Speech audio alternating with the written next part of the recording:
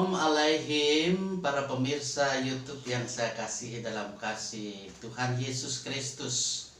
Puji dan syukur kita aturkan hari ini kita bersama-sama boleh membuka YouTube, dan saya percaya yang mengikuti YouTube ini akan senantiasa bertumbuh dan senantiasa akan menghasilkan buah-buah yang baik yang bisa menjadi satu kekuatan penyegaran bagi kehidupan rohani bahkan secara holistik dalam hidup ini. Baiklah, hari ini kita akan masuk dalam firman hidup untuk semua siapapun dia.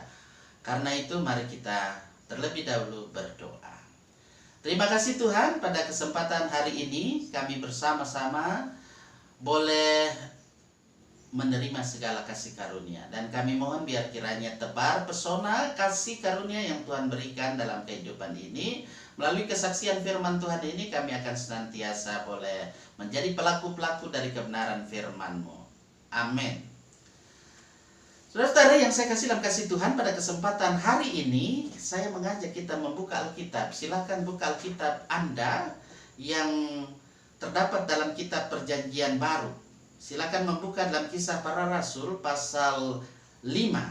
Kisah Para Rasul pasal 5, saya akan membacanya ayat 17 hingga ayat 25. Sekali lagi, Kisah Para Rasul pasal 5 dibaca ayat 17 hingga ayatnya yang ke-25.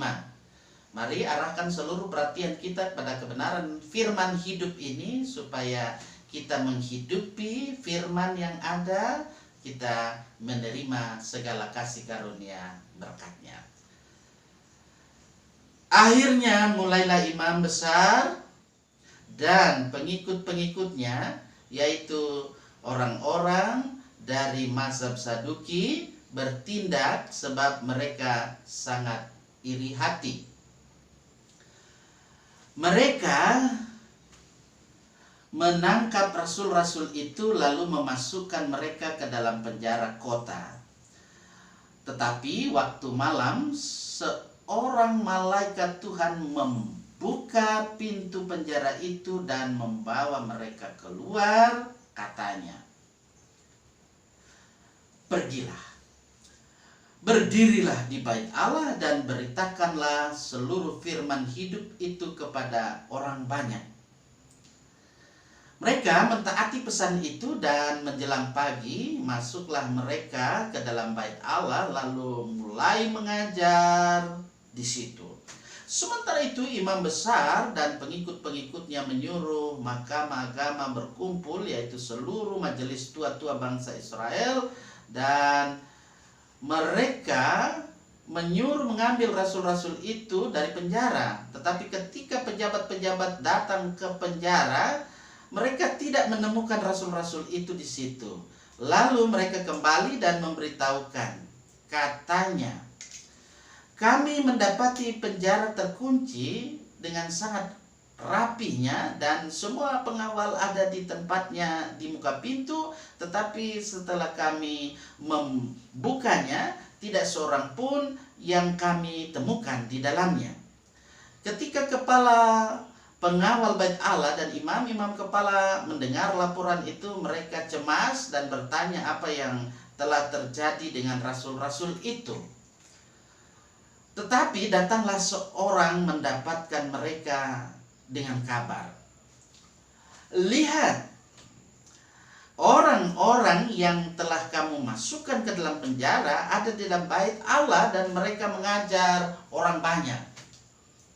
Luar biasa saudara-saudara firman Tuhan pada kesempatan ini. Saya percaya bahwa dalam kehidupan kita, apapun yang kita lakukan, apapun yang kita kerjakan dalam kehidupan kita sebagai umat yang percaya kepada Yesus Kristus, Tuhan Juru Selamat penebus dosa kita, kita senantiasa mau menjadi pelaku-pelaku dari apa yang Ia sudah ajarkan, apa yang Ia sudah sampaikan dalam kehidupan ini, sehingga pesona Injil itu yang senantiasa kita tebarkan. Karena itulah saudara, dari perikop yang ada ini kita jumpai di dalamnya bercerita bagaimana perjuangan dari para rasul ketika mereka menyampaikan kabar baik, evangelion, berita keselamatan kepada banyak orang. Nah, rasul-rasul dia dalam hal ini menyampaikan kabar baik, evangelion, Injil yang ada ini tidak hanya buat orang-orang tertentu saja, melainkan itu disampaikan kepada setiap orang, siapapun dia, apapun etnisnya, sukunya, bangsanya, dia sampaikan kepada mereka semua. Ini didasari tentu oleh satu perintah Tuhan yang tentu dalam hal ini melalui malaikatnya.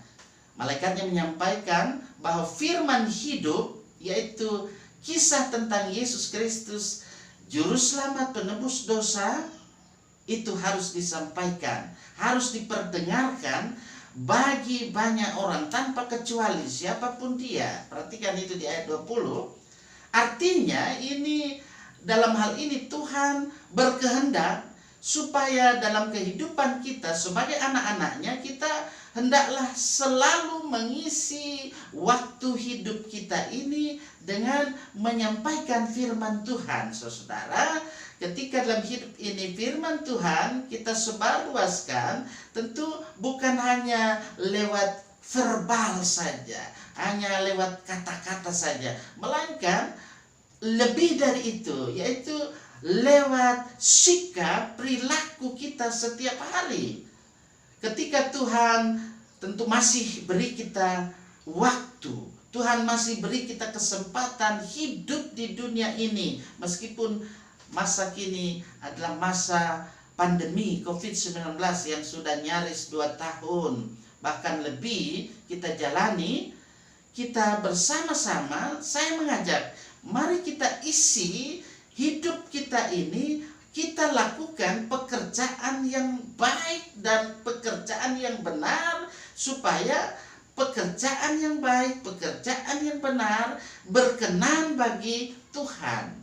Ya, contoh praktis dalam kehidupan kita, supaya dalam kehidupan ini kita sebagai orang percaya, yaitu selalu dapat menebarkan apa yang disebut dengan pesona Injil itu.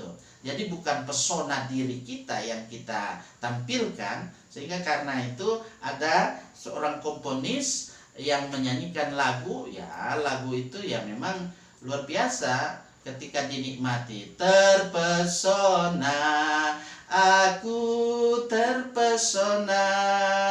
Nah, itu dilanjutkan ya, kalau saya menyanyikan itu nanti panjang. Terpesona, sehingga jangan diri kita yang kita jadikan ya dengan pakaian yang mentereng segala macam. Memang juga perlu itu supaya dalam kehidupan ini kita tampil menarik kan, terpesona. Tapi yang menjadikan orang terpesona itu adalah ketika dalam kehidupan ini kita menebarkan pesona Injil, pesona Evangelion itu dalam kehidupan kita sebagai orang yang percaya kepadanya. Mari kita lakukan semuanya ini supaya dalam kehidupan kita, satu harapan yang Allah mau kehendaki dalam kehidupan ini adalah bagaimana dalam kehidupan ini melalui kata kita, perbuatan kita, sikap kita, perilaku kita mencerminkan bagaimana kasih karunia Allah di dalam Yesus Kristus kita terima, dan itu kita tebar. Tebarlah pesona Injil dalam hidup kita. Ketika beraktivitas sepanjang hari ini, saya percaya pesona Injil Yesus Kristus akan Anda tebar di kantor, di sekolah, di rumah, di sawah, di kebun, di tempat Anda beraktivitas. Tebarlah pesona kasih karunia Allah di dalam Yesus Kristus, Juru Selamat, penebus dosa kita. Sumber berkat, sumber kasih karunia bagi kita semua yang percaya kepadanya. Katakan amin.